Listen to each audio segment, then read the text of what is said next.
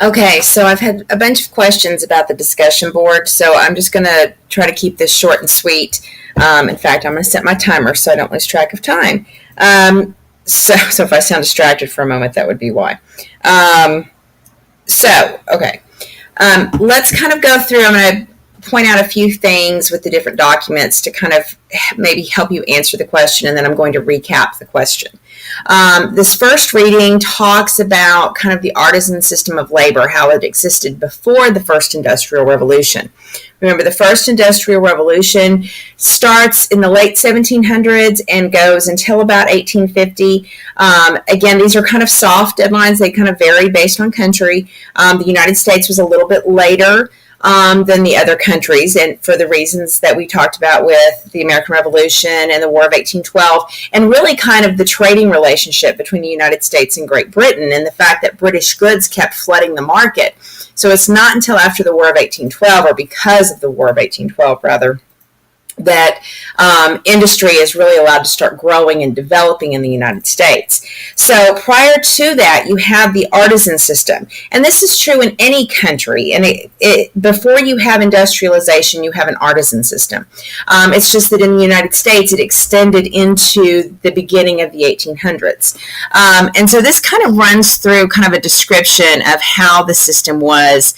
And it talks about the idea of the master craftsman and the journeyman and the artisans, and are not artisans, apprentices. Apprentices are the trainer, are the people being trained. The journeymen are kind of they're experts at what they're doing. They just don't have the resources to open their own business, to be their own bosses, if you will. And the masters are the ones that have built this business, right? And so that's kind of what we see happening. And this kind of describes here what their life was like. And I circled a couple of things here through DocHub that said, you know, that the work patterns for the artisan system were very different. I mean, the idea of following bells, the idea of not being able to take time off to go celebrate something, to get a break. You know, this is a hard day. I want to, you know, I haven't had much luck today, so I'm going to take a break. I'm going to come back at this later. That was allowed with the artisan system. And, you know, of course, it's, you know, there's variations based on what shop it is. So that's a generalization. But generally speaking, there's a lot more flexibility.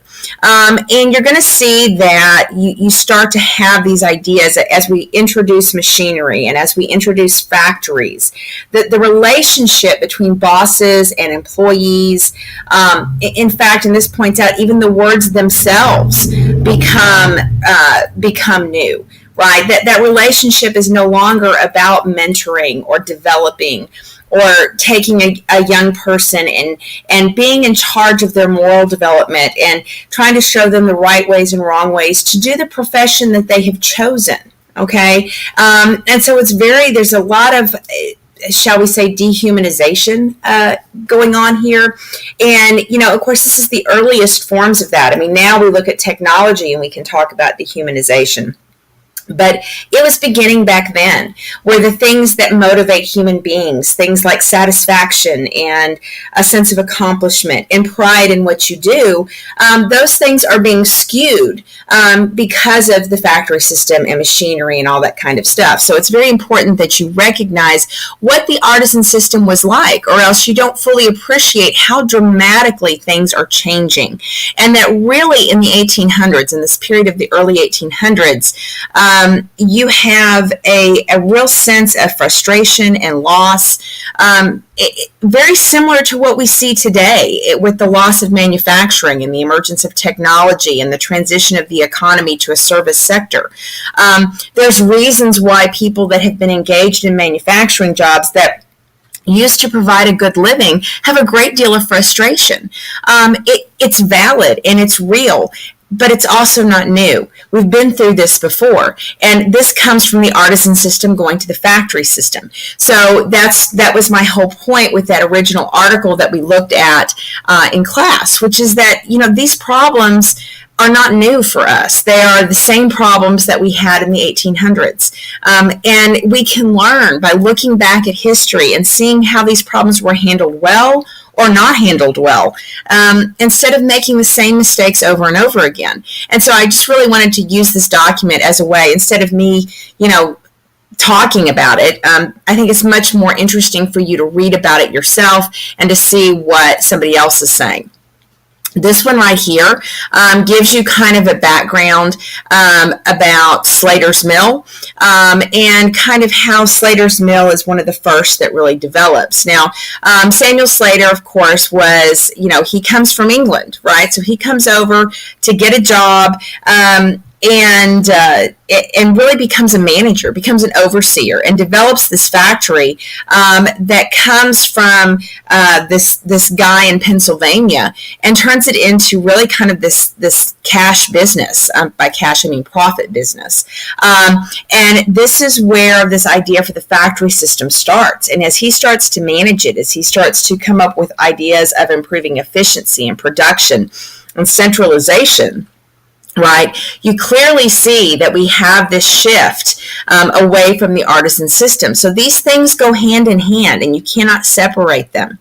And you can see here, you can read about the existence of child labor, the role of unmarried women, and very much goes into a little more detail the things that I had told you about in class, which is that initially, let's use these young unmarried women, young girls in many cases as young as 10 and 11, working in these factories to make textiles or whatever it is they're making, because we don't have to worry about the damage to the Republican character of working men. And that at first it was a great thing. It was a great opportunity. But wherever profit can be made, you're going to see competition. You're going to see really exploitation. It's just the nature of things, right? It's the nature of capitalism. And that doesn't mean that capitalism is necessarily bad, but it does mean being aware of the nature of capitalism means that we as a society can then make choices about how to ease those problems instead of just allowing them to exist and saying, oh, well, too bad for you. And unfortunately, what we see in the 1800s is they really struggle with that. And some of these documents show you that people saw the problems. They were pointing attention at it. They were calling it out. But nobody knew how to fix it. And it's because the country is growing so rapidly, economically, territorially, all those kinds of things. This last part tells you, kind of goes into detail about how their working conditions declined, how their pay got worse, how their hours got worse, all this kind of stuff. And then there's this reference to the slavers, right? To this idea that these guys are going around tricking young girls into working at the factory, only to be treated terribly. And I like this one because there's a primary source in one of the other readings that refers to the slavers' wagons. And the term slavers itself, as we're reading Northup and we're talking about the existence of the slave system in the South, this terminology that we're seeing, and we talked about this when we looked at colonial America and the identification of the colonies being slaves. So for the United States, slavery is this real kind of like ghost in the back of our heads, kind of collectively, that none of us want to be enslaved. And this has really driven a lot of different ideas for us in our national consciousness. So I think it's really interesting to kind of point this out and for you to read through and see how the factory system operated. Then I left the labor protests in, mostly because, first off, when we get to the spring semester, there's going to be some labor unions and some labor strikes that you're going to need to be familiar with, according to the state of Texas, and just to be a smart person, right? But this kind of gives you a little bit of backstory about the earliest labor unions, because as long as you've had a factory system, you've had unions, you've had workers banding together. Because the idea is that the owners have so much wealth that they can control things. So the only way that workers can somehow combat that is to join forces. And you can read Northup and you can see how the slaves choose to do that. In not the same way, but with the same kind of intent of shaping their working conditions. And so you definitely see this happening with the labor unions. I wanted to point out that oftentimes these workers are prosecuted, either in the court system or through getting fired. And there's a great deal of inter-competition between workers. And you can see that in Northrop as well, inter-competition between slaves. So some of these circumstances can be very, very similar. And you're going to see as well kind of this employer opposition and how that's happening. The first Working Men's Party. So one important distinction for workers is that they are able to politically engage. Some of this is going to come from this idea of providing suffrage, right? Letting people with less and less property have a vote. And, I'll challenge you to think about Bacon's Rebellion and how Bacon's Rebellion resolved economic conflicts by providing suffrage, right? And that having a vote became very, very important for people that were struggling to gain economic power. And you see this right here. You think about the current election and conversations about rigged elections and things being skewed. And you can see that we still haven't left this idea. So you take people who are feeling economically threatened and you tell them that the election system is skewed and you tell them that the political parties are corrupted. And how far different is that from something like Bacon's Rebellion? And then you look at, kind of these workers that are trying to push for kind of these developments. And then notice, as you kind of read through that last paragraph, some of these ideas like reforming child labor, things like land reform, the 160 acres of free public land. When we get to the second semester, one of the biggest developments after the Civil War is going to be the Homestead Act. And you can see right here that this idea comes from the 1830s. And really, ironically, how much of a kind of socialistic kind of concept is the Homestead Act, right? And that's kind of an interesting dynamic, especially because we're looking at these issues of the abuses of capitalism and how one of the responses to this is the Homestead Act. And so there's a lot of interesting nuances that you can pick up just as you get older and as you think about how capital and profit and business owners and the wealthy interact with the workers and the people who produce the goods, and how those relationships work together, and how does government intervene to ease the worst aspects of capitalism, not to get rid of capitalism, but to enhance it by resolving some of the conflicts that exist. This article right here gives you a great deal of background about what it was like to be part of the working poor. So as you read through this, you can see that, and I circled a few things that I thought were particularly interesting. As you compare that with things like the conditions that Northrop describes for slaves, I think that this produces a really interesting contrast between the two, or maybe similarities, if you will.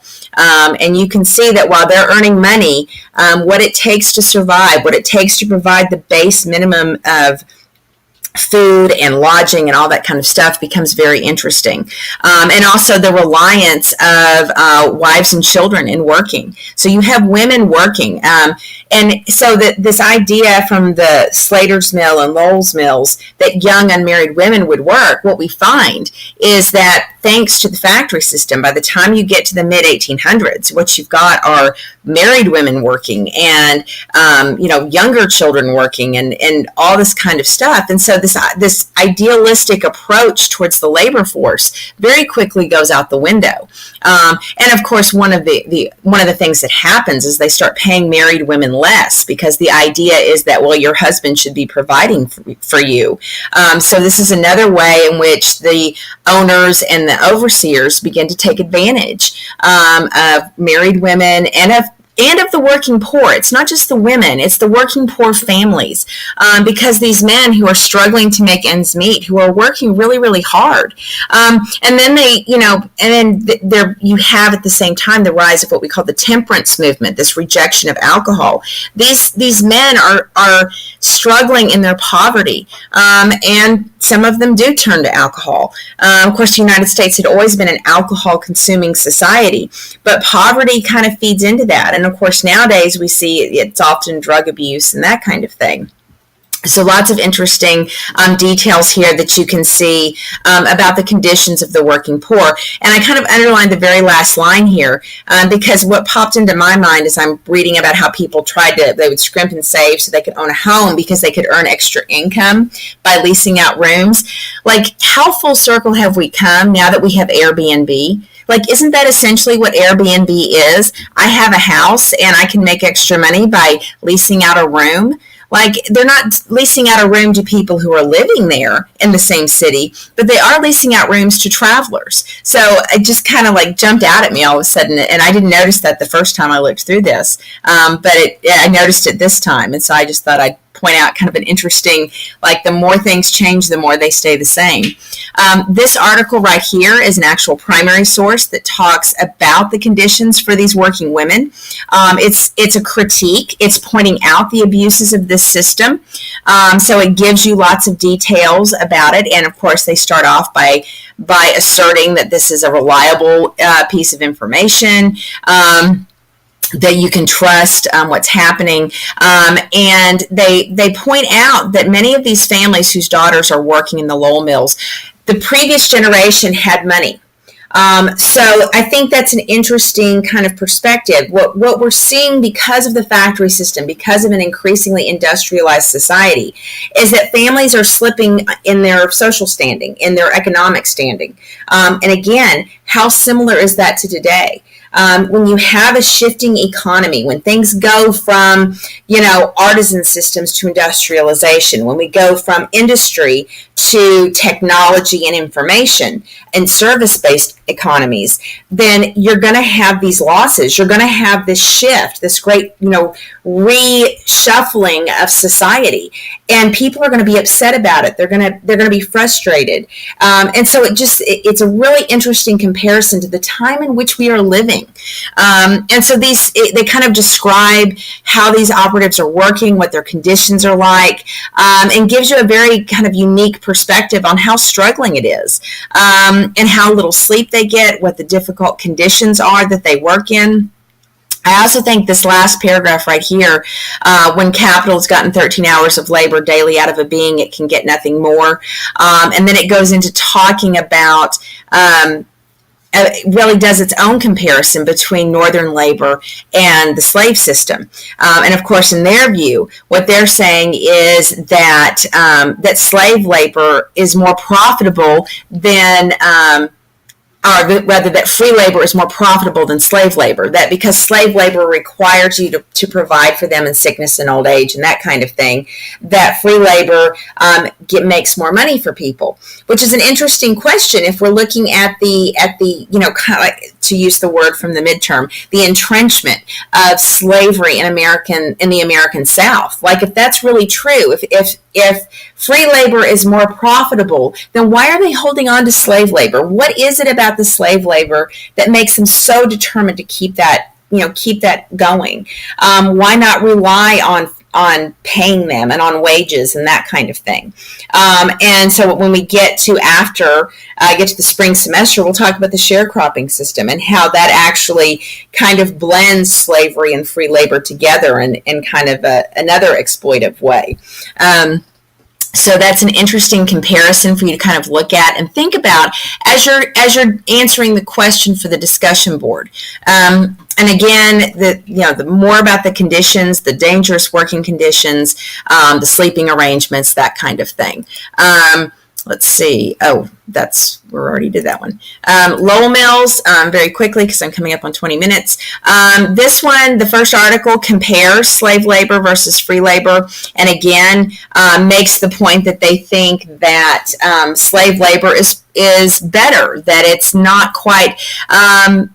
that slaves don't have the disadvantages that free labor have, that assuming that they were born in slavery and knew nothing else. So they are making a subtle distinction there, that if you're familiar with slavery, or if you're familiar with freedom, that to become a slave is a terrible thing. And again, think about kind of how slavery haunts the American consciousness.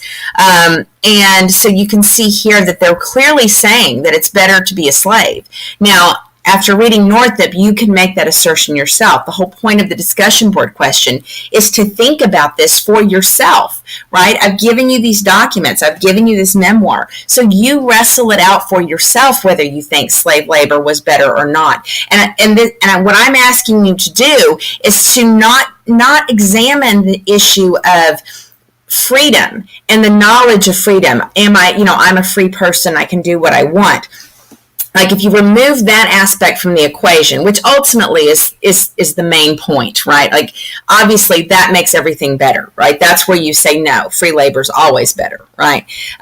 But if you remove that from the equation and we start comparing other aspects of slave labor versus the wage laborer, which one does have it better? Which one has it worse? This is an interesting contrast that I think is important for you to consider, especially as we start looking at arguments that kept slavery all the way until the Civil War. We fought a war over it. 1 million people died over this issue. So I think it's really important that we talk about it. I also think it's really important that as we move into a future society where racism and violence and that kind of thing clearly are still a part of what our society is dealing with. Understanding kind of the background of this is incredibly important, and understanding the entanglement of economics and the entanglement of politics in dealing with race and how we determine who is equal and who deserves what. Those are really powerful questions that I think these documents help you look at. So it goes into several different details about, kind of the first paragraph talks about the differences between slave labor and wage labor, talks about some of the working life conditions, and kind of gives you a very different perspective about the working life than the happy picture that you see. The second document really goes through the conditions of the boarding houses and how these girls were living. And I think it's important for you to kind of see this rosy picture that they present. And then notice the intemperance, this idea of the alcohol consumption. It's a big deal, guys. It's a really big deal that we've now forgotten, because alcohol is ubiquitous to our society. And yet, the idea that alcohol is dangerous has continued, it's also a part of what America has been concerned about. What does it do to workers? Does this create bad workers? Does this create addiction? What does this do to family units and that kind of thing? So I just wanted to kind of point that out. So that the second document goes into a lot of detail about that, really points out the conditions of the overseers. Now, the second document is very much pro-factory system. We like the factory system. It's good. So understand that the first document's a critique. The second document is a defense, right? It's saying things are great here. This is an awesome condition, right? Our overseers are great young men. They're married. They're sober. It's all wonderful, okay? That the corporation is concerned about the morality of these young girls. They don't want these young girls or any worker to have questionable character. They have all these rules. They learn to behave properly. And that's what really the last part of this is all about. So be sure that you remember that the second document is a defense.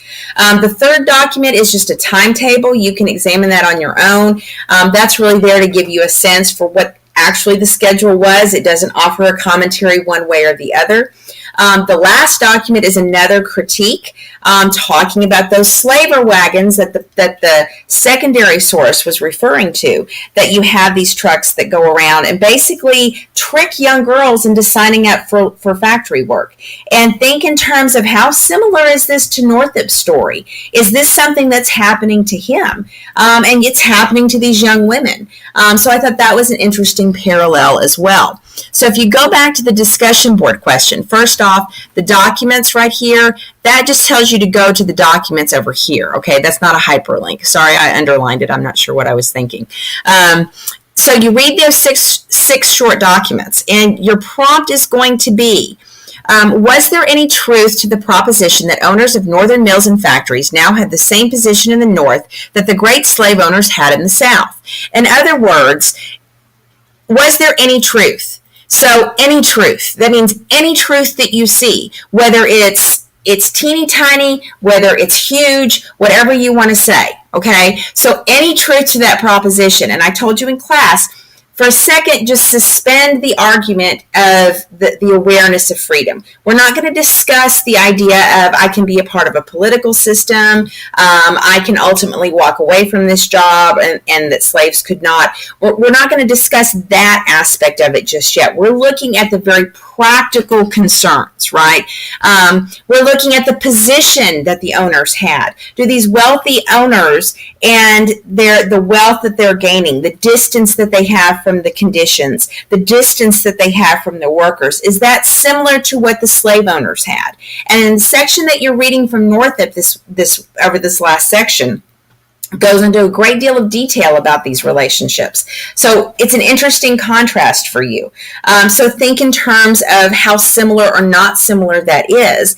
And then were Northern factory workers no better off than Southern slaves in practical terms, in living conditions, in actual ability to have a say in your life, in what you're doing, and to affect the lives of your family? Who had more power than the other? And I think this is a really powerful thing for you to look at. I think it's important for you to recognize the pros and the cons of the system, and to understand it. And because it's a very important question, and it's a complicated question that requires a great deal of thought. All right, I'm at 26 minutes. I'm going to shut up now. If you have any other questions, just let me know. But hopefully this helped you out.